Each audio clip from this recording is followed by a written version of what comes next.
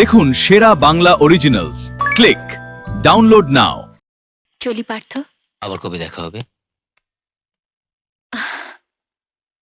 ওপরওয়ালা যেদিন চাইবেন। ওকে, বাই। বাই।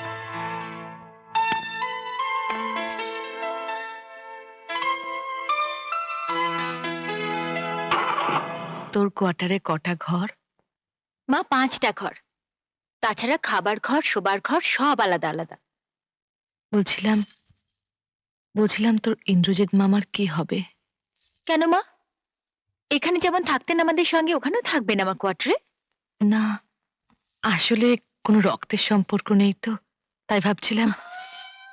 মা, যার সঙ্গে রক্তের সম্পর্ক ছিল তিনি তার কর্তব্য কতটুকু করেছেন বলতে পারো? তোর বাবা হয়তো। থাক মা, আমি ছোট ছিলাম কিন্তু আমার সব মনে আছে। সেদিন সকালে তুমি কি ভীষণ কাঁদছিলে। এইরকম একটা ডিসিশন নেওয়ার আগে আরেকবার ভেবে নাও বোন। ভেবে কি লাভ হবে? ওর ভালোর জন্য আমাকে সরে যেতে হবে। আনন্দর ভালোর জন্য তুমি ঘর ছেড়ে চলে যাবে বোন? ঘরের লক্ষ্যে চলে গেলে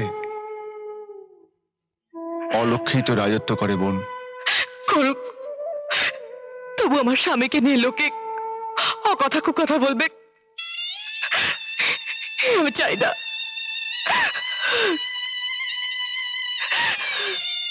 ঠিক আছে, তাই হবে।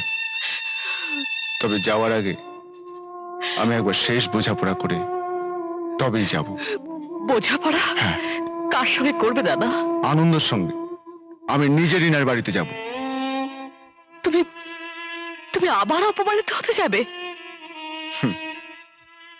তাতে যদি বোনের ভালো হয় তো একবার কেন, আমি বারবার অপমানিত হতে রাজি আছি। না দাদা, তুমি যাবে না। তুমি যদি যাও, ফিরে এসে আমার মরা মুখ দেখবে। আমি আত্মহত্যা করব। মা, এত বড় দিব্যিটা তুমি আমায় দিয়ে দিলে বোন। হ্যাঁ, দিলাম। তুমি যদি সত্যি আমার নিজের বোন বলে মনে করে থাকো, তাহলে ওখানে তুমি যাবে না দাদা। আত্মহত্যার কথা বলে না, পারবে পারবে আত্মহত্যা করতে? হ্যাঁ, পারবো।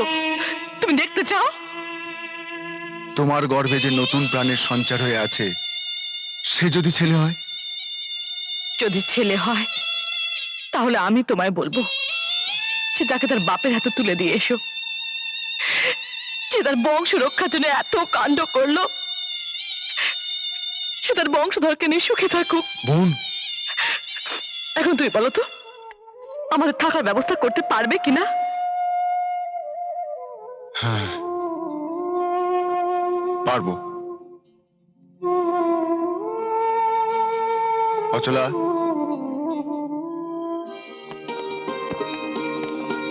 এই হচ্ছে সেই বাড়ি। বসো।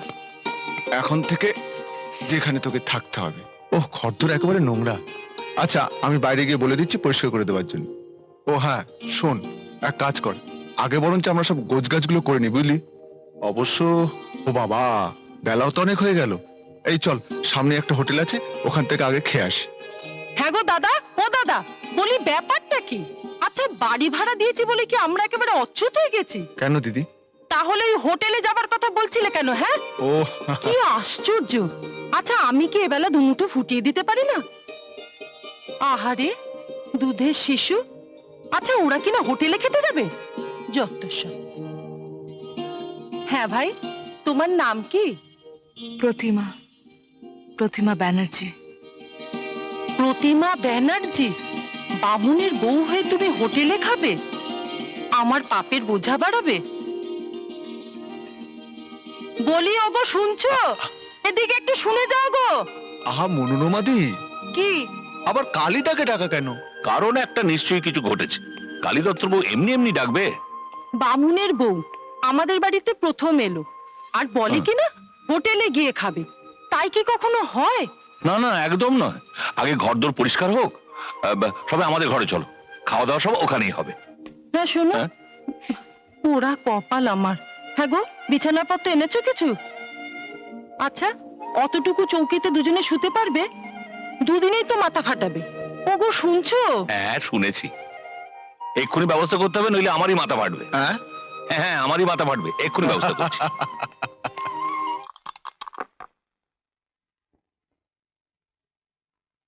এই ফটকে, হ্যাঁ রে, মেয়েটার কি কোনো কাজ নেই? ওর ঘুম পায় না? তখন থেকে সেই লুডো নিয়ে বসেছিস। এই, আমাকে আবার সবার সামনে ফটকে বলে ডাকছো কেন? হা কি বলে ডাকবো? কন্দর্পকান্তি? কেন আমার ভালো নাম ধরে ডাকবে? দুলাল দত্ত। দেখেছো, ওই ছোড়াকে ফটকে বলে ডাকলে ওর আবার অভিমান হয়। লোকে ছেলে ছেলে করে মরে, আমি মরি মেয়ে মেয়ে করে। তা কপাল দেখো, ভগবান আমাকে একটু মেয়ে দিলেন না। কেন মা? চপলা আর আচলা তো এসে গেছে, তোমার দুটো মেয়ে। দেখেছো ভাই, ছেলের আমার গাঁটে গাঁটে বুদ্ধি, এক কথাতেই বাজিমাত। আরে বাজিমাত তো কালিদা করলেন গো প্রতিমা। তোমার জন্য গানের ছটা ছাত্রী জোগাড় করে দিয়েছে। হ্যাঁ, সপ্তাহে 2 দিন করে শেখাতে হবে, আর প্রত্যেকে মাসে 100 টাকা করে দেবে। হ্যাঁ, অবশ্য ফিসটা একটু কম, তবে পসার হলে কিন্তু অনেক ছাত্রী পাওয়া যাবে। না না, ফিস কম কোথায়? মাস গেলে 600 টাকা। না প্রতিমা, না, কিচ্ছু হয় না। আরে দুটো মেয়ে মানুষ করতে হবে না? শুনছো, তোমার ওই ফটকে। মা, ফটকে না, দুলাল। ঠিক আছে বাবা, দুলাল। দুলাল বলে কি জানো, তোমার আর মেয়ের অভাব রইলো না, তুমি দুটো মেয়ে পেয়ে গেলে। তাই নাকি? তা বাবা দুলাল, তুমি সত্যি বাবা স্বর্গে যাবার রাস্তা করে দিলে। হ্যাঁ, তোমার মা এই রে। ঠিক আছে, ঠিক আছে, ঠিক আছে, খুব ভালো।